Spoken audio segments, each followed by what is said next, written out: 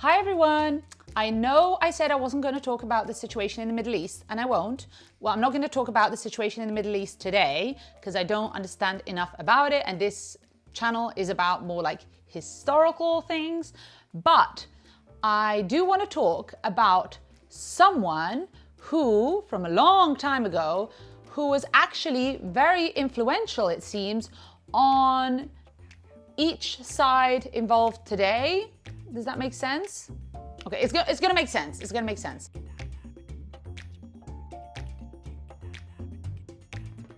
So, what I'm saying is not that we're talking about someone who actually influenced, as in, you know, the backstory to what's going on today. I just thought it was interesting how the guy that we're talking about today is connected to so many parts that are involved in, you know, what's going on in the Middle East today. I thought it was just kind of funny, right? Because I feel like this character is often being appropriated by many leaders of different times just because he was so successful at being a leader himself, okay? I'm talking about Cyrus the Great, okay? You've probably heard about Alessandro il Magnifico, come si chiama? Alexander the Magnificent, Alessandro the Great. Alexander the Great, you've probably heard about him, but before Alexander the Great, there was Cyrus the Great, okay? By the way, if there's any Italians watching, Cyrus is like the English name for Ciro. And it's funny because in Italian, like whenever we think of the word Ciro is like such a big name in the South. Like I feel like a lot of people in Naples are called Ciro, right? It's a very common name to name your child in Naples. But that's actually naming your kid after a saint who lived like 700 years after the guy that we're talking about today, okay? So whilst Ciro is a big name in the south of Italy, it's not named after the Ciro that we're talking about today, okay? Okay, Cyrus the Great, we're talking about 6th century BC, okay? We are in what today is Iran, okay? And he is literally the father of the Persian Empire. He will create an empire which was the biggest empire that the world had ever seen at that time, okay? In quite little time, all right? So when we talk about the Persian Empire, which will be like, there's books and podcasts and movies made about the Persian Empire, okay? Because it was an incredible empire. This empire was continued by other men after Cyrus, but it really starts with him, okay? So it starts with him who is in a tribe like in the south of modern day Iran, and he then rallies the tribes around him with him, and then he goes to conquer other tribes, and he conquers and he conquers and he conquers, and like this and spreads his power all over all of what today is Iran, but also more than that, he goes into Anatolia, so modern day Turkey, and he reaches all the way to Babylon, and he also conquers the city of Babylon too. This empire will actually end up covering within a few years like 2,000 square miles, okay? 2 million square miles? 2 million square miles. A lot of square miles, all right? What we know about him kind of is documented after it already happens. So the time in which he is actually doing the initial part of the conquering, we don't have anyone writing during that time.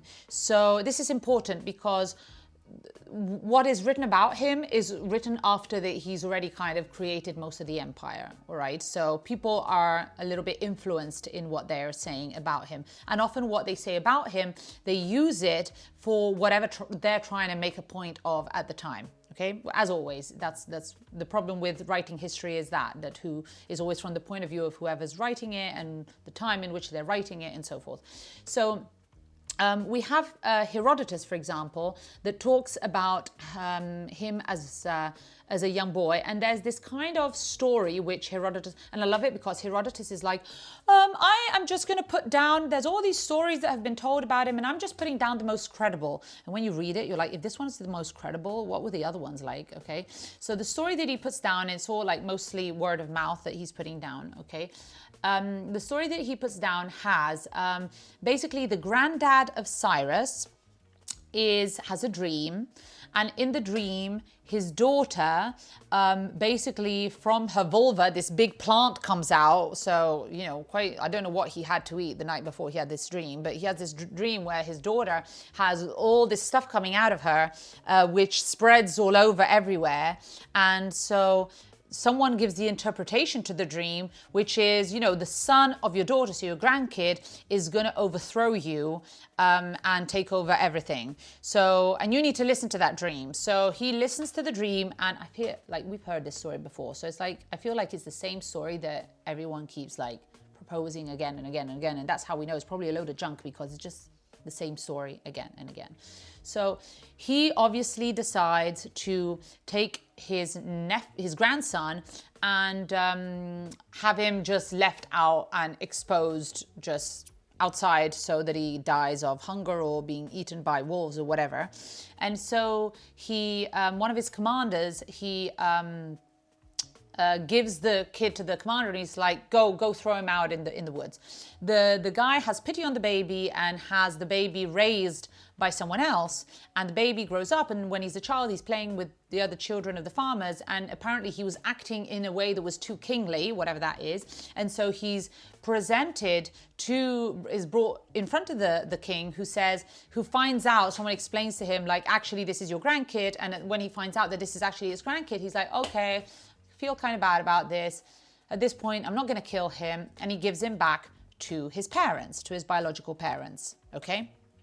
However, fun fact, he doesn't end up killing Cyrus at this point. But what he does do to the guy that he gave the job of you know, leaving Cyrus out in the woods, what he does to him, his name, I did look it up, I couldn't remember. His name was Harpagus or something like that. So Harpagus, he actually takes vengeance upon Harpagus that didn't do his job right all those years ago, and this is a story, so it's probably an invented story. So he has his child killed, chopped up into pieces, and serves it to him to eat.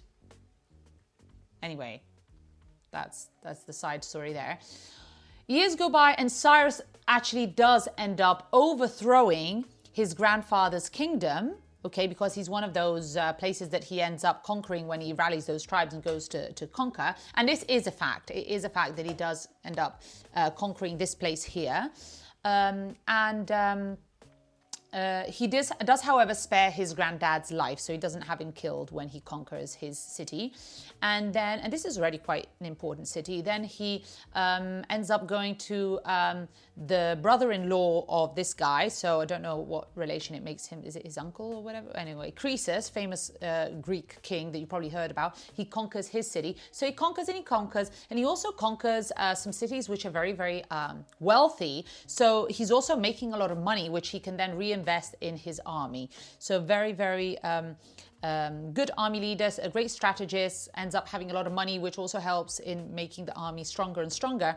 So at this point, he decides to go and attack the big apple, I want to say, of antiquity, which is Babylon. Okay, Babylon is a cultural melting pot, a very rich city, an incredible city of the time. Like, it's the city of cities of that time. So of course you want to conquer it. It actually had been conquered a few years before by another dynasty, which was the dynasty that was ruling there at that time. Okay, so the story has it that he actually is like let inside with open arms. Like they let him in, and everyone's like, super, yay, come, it's fine. We don't actually like the rules we have now, so we are fine with you taking over.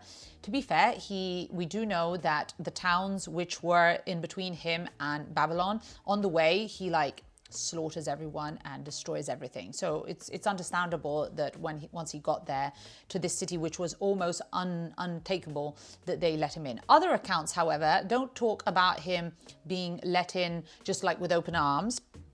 they talk about something different. In fact, both Greek writers that we have that talk about this, which Xenophon and Herodotus, which we already mentioned, they talk about something else. So they say that the reason he was able to get in was that, so there was the Euphrates was running along the side there, this river, and there was, you know, the special holes that let the water go in from underneath the walls so that the water can get into the city. So he but redirected the Euphrates so that he could get in from those holes that usually the water would go in from. So, and then he gets in from there and goes inside. However, we don't know if this is actually true, because there was, you know, the dynasty that I told you that just conquered Babylon before. So after that they conquered Babylon, they kind of like fucked it up a little bit. So they had to rebuild a little bit. So when they rebuilt, one king documented a lot about the rebuilding that he did, and he does mention, he says, guys, as I've been rebuilding this, I do notice that there's these holes where the water gets in, which are a bit of a liability, like anyone could get in from those. So we do have in writing someone before him saying that this was a danger. So there's a lot of experts that say, well, maybe Xenophon and Herodotus are just like saying, oh, you know, they're reading what someone else wrote before, saying that this is a point of access, and they're like, oh, I bet you that that's how he conquered. You know, that's maybe what happened there. What we do know that, you know, most people agree upon is that when he comes in, there's a festival going on, so everyone's drunk. So that's probably also helps with people being like, yeah, hey, that's fine, you coming in. Anyway, everyone's drunk. And it's a religious festival, and he does not stop the festival from continuing, and does not stop the religious rites that go with the festival. So this already is shedding a positive light upon him, and this is already depicting what Cyrus is going to be known for in history. What he's mostly known for is being almost like a benevolent conqueror and a benevolent ruler, because he has respect of the local religion and of the local ways, and does not he does it almost in a respectful manner. And this is going to be, it's an important thing to touch upon, because this is very much what he's known for. Okay, and this brings me to another source, which is very important when we're talking about him, that describes him. Okay, sorry, before we go on to this other source, I want to talk about something that which was discovered at the end of the 1800s, which was the Cyrus cylinder. So the Cyrus cylinder is basically this piece of terracotta which has everything written on it in cuneiform, and it was found inside the foundations of the temple of Marduk. Marduk was the god of Babylon. Okay, so on this cylinder, and by the way, these cylinders it was actually a thing. You would write on these cylinders, and then you'd like put them inside the walls, put them inside the foundations, which was almost like leaving something for posterity. It was meant for people to read in the future, but it was also meant to be a little bit like we do with relics when we put them inside like churches' foundations when we build them. Okay, it's like it's leaving something for posterity, and it's kind of leaving your mark as a ruler, as a leader. Okay, on this cylinder, which is obviously being written with the direction of Cyrus himself, is kind of like what Cyrus is saying about when he conquered Babylon. Okay, so he says, first of all, what does Cyrus believe in? Like as a religion, what does Cyrus believe in? We probably think that he may have been a Zoroastrian. If you want to know more about what Zoroastrianism is, we can talk about it in another video. So this is a religion which will actually be quite influential upon Christianity later on, but probably a Zoroastrian, but we don't know, because here in this cylinder, what he's writing here is that Marduk, unhappy with the rulers of Babylon at the time, this is the god of Babylon, goes and he's looking for a champion to come and take the place of the rulers of the time, and he goes and takes Cyrus by the hand and brings him to conquer Babylon. So what he's saying is that, guys, it was Marduk who led me here. Marduk is on my side. I am the champion of your God, and so this is why I'm here. Obviously, it's a great campaign to lead, right? It's a great thing to say if you're going to be the new leader of a city, to say, like, you know, your God is actually fine with me being here. actually, the way things worked in Babylon was that every year there would be a very important religious festival, which, another one, not the one that we just said, another one, where Marduk would recrown every year the king to be his representative on earth. And the king that was the king of Babylon before, Cyrus came along, actually hadn't been there during the festival. So he had not been crowned. So when he says, the God is unhappy with the king that's here at the time, like, he has a point, because for the people, this was very important, okay? Now, so he already is being very smart in going with the local deity, going with the local religion, and going with the local ways, right? And he depicts himself as being kind of chosen and led by the hand by Marduk. We also have a very important source that talks to us about Cyrus and describes him to us in what he does. And you know what that source is? Is actually the Old Testament. So Isaiah in the Old Testament talks about Cyrus, and he says that Yahweh, he is described as the Messiah. Okay, he is the only non-Jewish man in the Bible that's described as a Messiah. Okay, he basically, he says, Isaiah, that Yahweh chooses Cyrus as a champion, takes him by the hand and leads him to Babylon.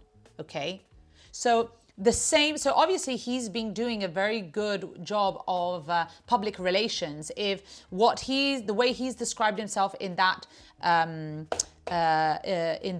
piece of clay that we were talking about is also the same way that Isaiah is describing him in the Bible, okay? Why is the Jewish population so happy with him? Why are they describing him this way? Because he is the one that ends the exile of the Jews and allows them to come back to Jerusalem and rebuild their temple. So it's thanks to him that he comes back. That's why he's celebrated in the Bible. And it's for this reason that he is almost viewed as a savior for Jews during this period, and why he's always been described in history as someone that respects others' religion. Now, I do have to say that whilst this is very much part of the way Cyrus is depicted today, we are living in a polytheistic time during that time. So he wasn't doing anything different than any other conqueror, okay? All conquerors, when they came along, they were all polytheistic. So they didn't care what religion you were into and what God you were worshipping. They always allowed you to continue with your own God, because it was just the way things were done. So also other conquering kings before him did the same thing. What was a little bit different on his side is to leave in place the political system and the ways of the people. So he tried to disrupt the way things were done and the way things were run in the places he conquered as much as possible. And he will set the way for this also by other Persian conquerors after him, because it's a way for people to basically not hate your guts, okay, which was very smart. And this is true about what he did. I mean, we have to remember that he still conquered and killed and slaughtered everyone, and as conquerors did and do. But still, it was smart the way he did this, and he was very good, definitely, at having this as the way people described him. Okay, now this Cyrus's cylinder. And actually in 2009, because it's in the British Museum, right? So in 2009, because it apparently left in one piece when they discovered it, and then by the time it got to England, it was in pieces. In 2009, it was discovered that among those pieces, there were actually pieces of another piece of writing, which is the same writing, but on a different support. So basically we have pieces from two different objects which had different reasons for being. One was for going inside the underneath the building, like the foundations, and another was to be kept in a different place. So this writing this shows us that this writing was used many, many times, this piece of writing, which was from Cyrus himself. And this has been described by many people as the earliest bill of human rights. Okay, now obviously today scholars say, well, no, not exactly. Okay, this is not a bill for human rights. However, it's often quoted as being so, and it has stayed in popular culture as a first example of human rights. So human rights is in respecting people's ways and people's culture and people's religion. Okay, because of this, Thomas Jefferson, for example, is a great. To be fair, I mean this big thing was found after Thomas Jefferson lived, but he was a great fan of Cyrus for these ways. Okay, for this kind of approach, and in fact, the book that was written by Xenophon about Cyrus was very much a favorite of Thomas Jefferson. Obviously, because of his the part that he played in the founding of the Persian Empire, he's also like a favorite for Iran, he's almost like the father of the Iranian nation for the Iranians. And the last Shah of Iran actually made a festival in his honor and invited all the leaders of Europe and of the world to gather in front of the tomb, which we haven't mentioned yet. We'll talk about the tomb of Cyrus the Great in a moment, but there's a famous photograph of them all sitting like with parasols in front of this tomb.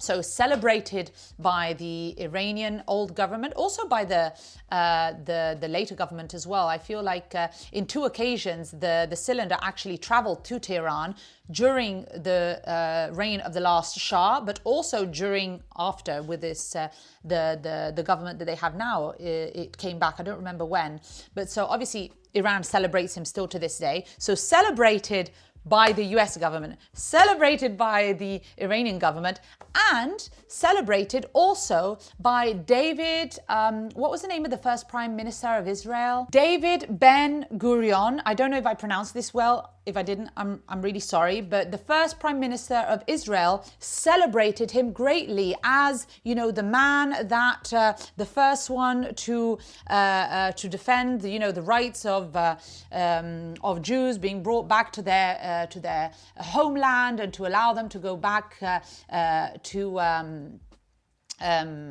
rebuild the temple and everything. So I just thought it was so interesting to see this guy that's like literally all these parts that are playing have such an important part in what's happening now today in the Middle East, you know, Iran and Israel and the US. It was interesting to see how each of them have celebrated this same guy for different reasons, I want to say, but as almost like an icon of their ideals. So I just thought this was interesting. So getting back to Cyrus, his legacy, unfortunately, his legacy goes on still to our day in the sense of the Persian Empire continuing even after him, but interestingly, not through his bloodline. So his son actually does not do a very good job, and those same writers that talk about Cyrus the Great being amazing then write about his son being a despot, really, and his son, that's where the line gets broken off. He has the son with his main wife, because he has obviously more than one wife, but his main wife, he loved her very, very much. And in fact, the whole empire has to be in mourning after that she dies. And with her, he has this son, which doesn't end well, but he also has a daughter, and that daughter will marry Darius, okay, which will kind of be the one that continues his way.